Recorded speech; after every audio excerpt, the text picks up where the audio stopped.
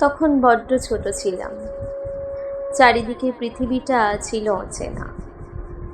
ভয় পেলেই ছুটে গিয়ে লুকাতাম তোমার ওই চেনা আঁচলে।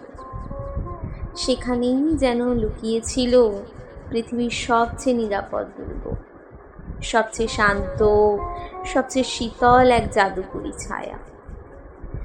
আজ আমি মস্ত বড় হয়েছি, শহরের চেনা ভিড়ে হারিয়েছি নিজেকে। চারপাশে কত আলো, কত আয়োজন, কত শত চেনা মানুষের মেলা। তবুও দিনের শেষে যখন ক্লান্ত শরীর নিয়ে ঘরে ফিরি, মা গো, তোমার ওই এক চিলতে হাসির মতো শান্তি এই পুরো পৃথিবীর কোথাও খুঁজে পাই না। কত রাত গেছে আমি হয়তো জ্বরে ছটফট করেছি বিছানায়, আর তুমি সারা রাত না ঘুমিয়ে কপালে জলপট্টি দিয়েছ একা। নিজের সুখ, নিজের আহ্লাদ, নিজের সবটুকু ইচ্ছে কীভাবে এক নিমেষে কোরবানি দিয়ে দিলে আমাদের মুখের হাসির জন্য। আমরা একটু ভালো খাবো, একটু ভালো পড়বো, সমাজে মাথা উঁচু করে বাঁচবো, এই তো ছিল তোমার জীবনের একমাত্র চাওয়া, একমাত্র সাধনা। অথচ আমরা বড় হয়ে কত সহজেই না ব্যস্ত হয়ে পড়ি নিজেদের নিয়ম।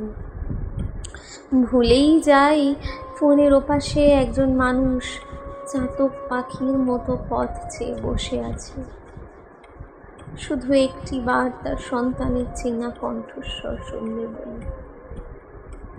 মা, আমি জানি অনেক সময় না বুঝেই তোমার উপর রাগ করেছি, অকারণেই চেঁচিয়ে উঠেছি, বলেছি তুমি কিছু বোঝো না।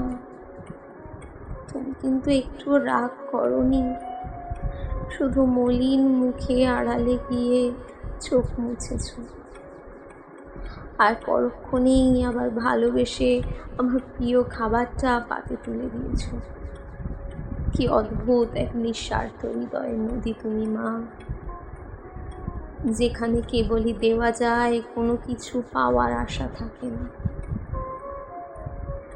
আর যখন একা ঘরে বসে জীবনের হিসাব মেলাতে যাই, বুঝতে পারি এই পৃথিবীর সব ভালোই কোনো না কোনো শর্তে বাঁধা।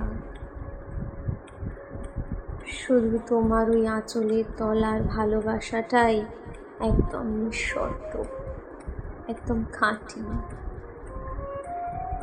ঈশ্বরকে আমি কখনো দেখিনি, দেখার ইচ্ছেও নেই কোনো দিন, কারণ আমার ঘরের কোণেই তো জীবন্ত ঈশ্বর হাসি মুখে বসে আছেন।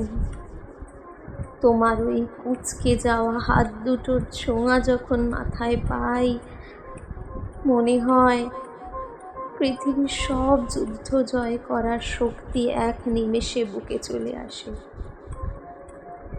ভালো থেকো মা, চিরকাল আমার এই মাথার উপর ছাদ হয়ে থেকো। তোমার এই সন্তানের প্রতিটা নিঃশ্বাস,